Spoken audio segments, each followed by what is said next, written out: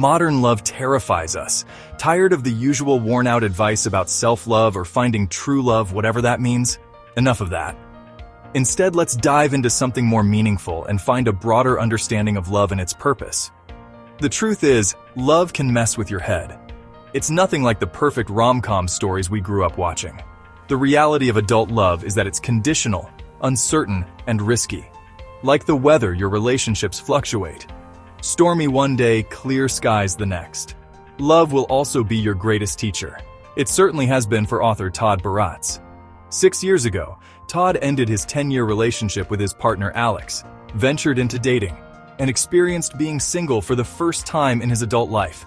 He felt like free-falling without a parachute. Modern dating was a shock, even more so when he saw the nonsense Insta-therapists and life coaches preached about love on social media. It was full of buzzwords like gaslighting and love bombing. Everything had a toxic or problematic label. Online, everyone criticized dependence and glorified independence. As a therapist, Todd knew he had to cut through the noise of mainstream trends and get real about relationships.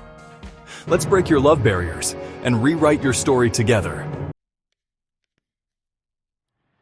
Forget everything you know about dating. Do you ever get that niggling feeling that there is something wrong with your love life? You're not alone. Many of us are stuck in this cycle, thinking we or our relationships need constant fixing. On top of that, we're all dragging around unresolved relationship baggage, acting it out in our dating and love lives without even realizing it. These old traumas, combined with sky-high expectations about love and sex, keep us on edge. In addition, our culture treats love like a high-stakes game. Dating apps are online marketplaces where potential partners are the products. It's like shopping for a new car.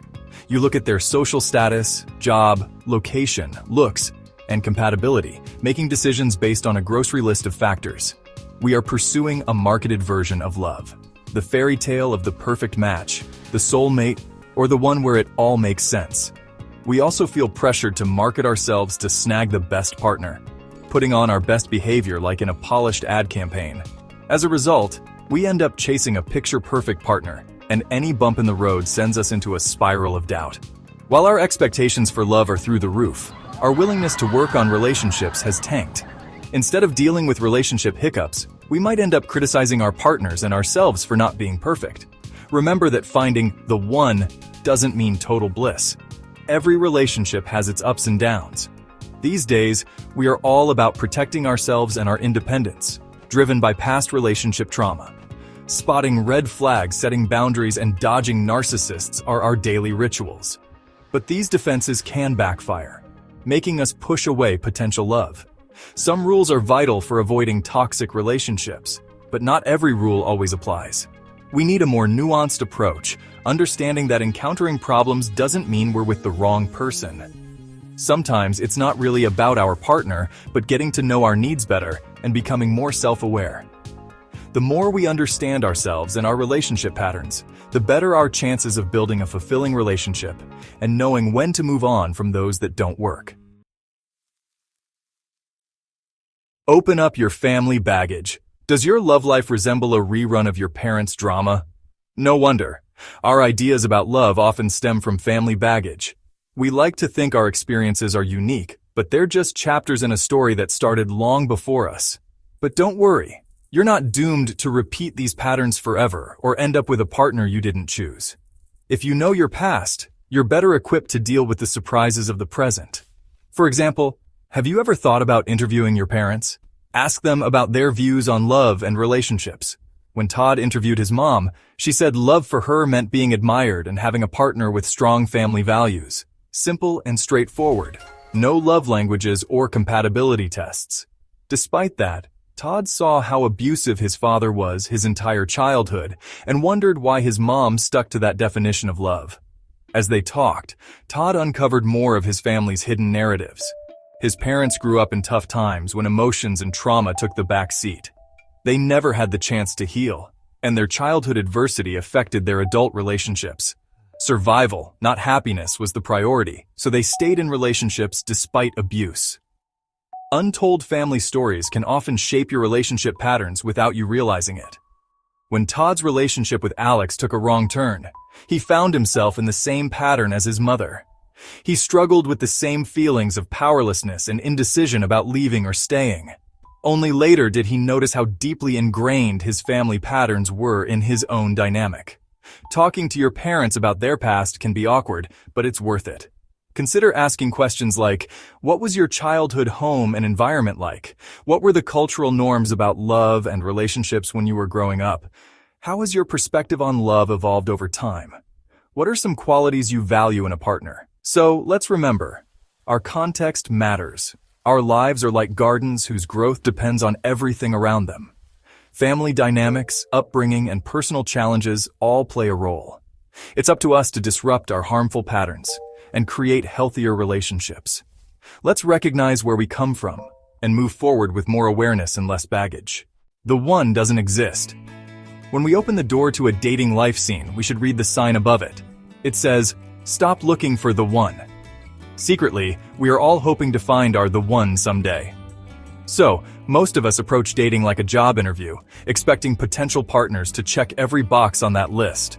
We want someone perfect, emotionally available, funny, stable, and successful. But the reality is, nobody is perfect, and chasing perfection only leads to disconnection with others. We all look for that elusive spark, the magic in another human being that makes us feel alive.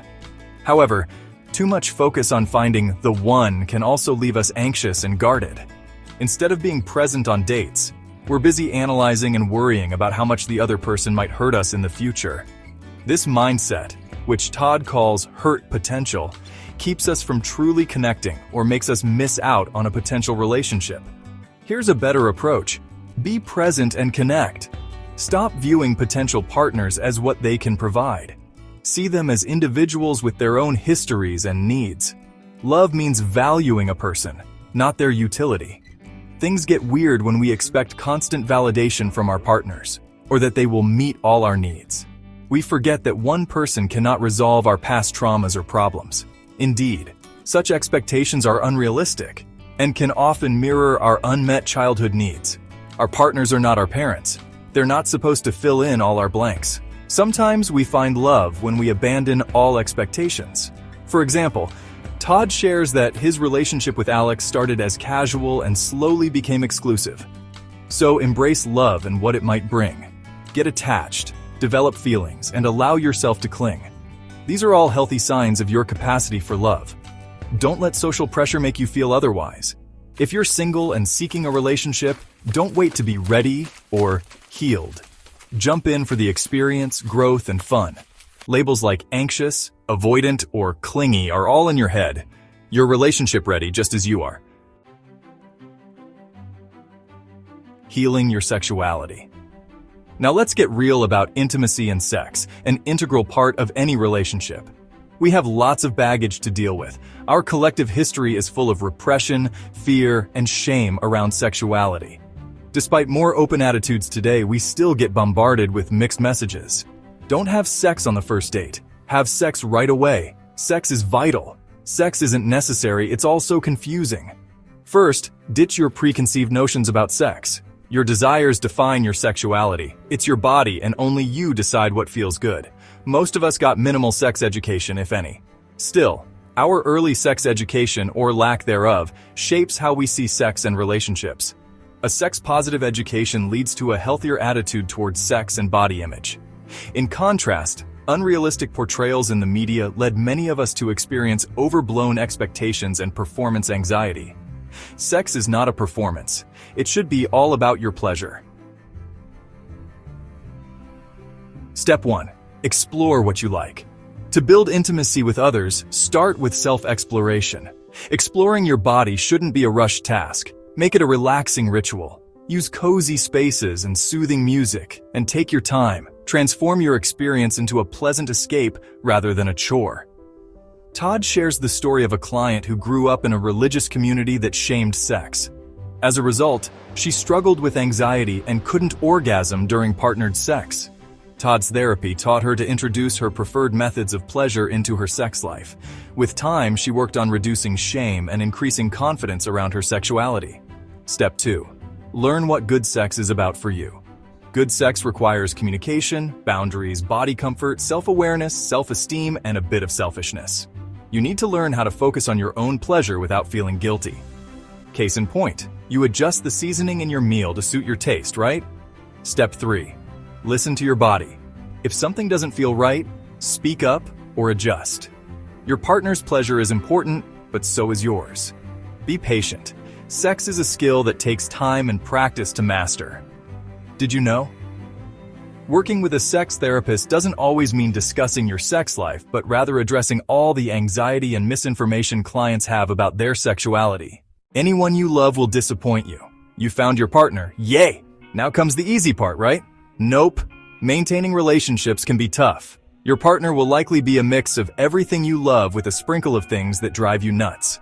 But that's okay, and indeed, not a sign to run away. Let go of fantasies about perfect partners. Accepting that everyone has flaws is a step toward mature love. You can do a few things to ensure your relationships are healthy. From the very start, it's vital to communicate openly. Many couples hold things back until they explode because they never learned to communicate properly. However, it's never too late to start. Avoid being reactive in communication. It's true, love is a roller coaster of emotions. Love triggers strong feelings, causing us to blow up, and that's normal. But impulsively reacting makes things worse. Take a step back before you respond to your partner. Remember to treat them with the respect and kindness you want in response. Secondly, create a social life outside your relationship. Once we meet our partners, we dissolve into them completely. They can even replace our friends or family members. Remember to differentiate people's roles in your life and aim for independence within your relationships while staying connected to your partner. Another common mistake is trying to change your partner. We start blaming our partners for our feelings, dreaming, if only they changed this. Then, the list of things to change fills up until we resent our partners for not acting on it. But what about us? Do we understand and communicate our needs properly? Do we condition our happiness based on changes in another person? Instead, focus on yourself and don't wait for someone else to change. Taking responsibility for your feelings is the first step. Your partner doesn't make you feel a certain way. Shifting the blame is the easy way out. It's way harder to use I statements in communication. So, respect your differences and work together to address issues, not against each other. Finally, consider therapy if you're still struggling. Too many people give up on their relationships without exploring the possibility of growth and healing. But if your relationship has brought you joy and value, isn't it worth the effort to work through the challenges together? To our endings. We celebrate the start of relationships, but do we pay as much attention to their endings? We don't have any fancy breakup rituals, but these moments are still a big deal. While everyone's busy trying to find love, we often overlook how messy losing it can be. Breakups can feel like the end of the world, but we forget they also mark new beginnings. Breakup advice is often brutal. No contact, cold turkey, cut them off. But let's face it, this one-size-fits-all approach doesn't work for everyone. You probably have a friend or two who have kept in contact with an ex after their breakup. Instead of shaming these connections, it's better to understand why they stick around. Every relationship and its end are unique. Only those involved can decide what works best for them. When dealing with a breakup, consider the whole picture and use all the support you can get. Moreover, heartbreak often echoes past emotional wounds, causing old traumas to resurface. Be kind and patient with yourself in this process. Just remember, moving through this kind of loss is tough, no joke, but necessary for growth. If you lose a family member, do you simply move on and get over it? No, your life changes, but the loss remains. Remember, we don't just get over a loss, we move through it. The pain becomes a part of us, eventually becoming something we can live with. Not all relationships are meant to last, but the memories of our time with our partners and the impact they made will always remain with us. In summary, love isn't all about solving problems. Sometimes it's just the wild ride of reality. Therapy can become your trusty guide to breaking old patterns and building stronger bonds. And remember, there's nothing wrong with you. People survive love and heartbreak all the time, and they still keep going. Relationships might sting sometimes, true, but they still help you grow, love, and learn. Try this. Write yourself a letter. Reflect on your story of love from childhood to now. Interview your parents. Ask them about their understanding of love and partners. If you are in contact with an ex, evaluate whether that connection is necessary for your joy and make revisions accordingly.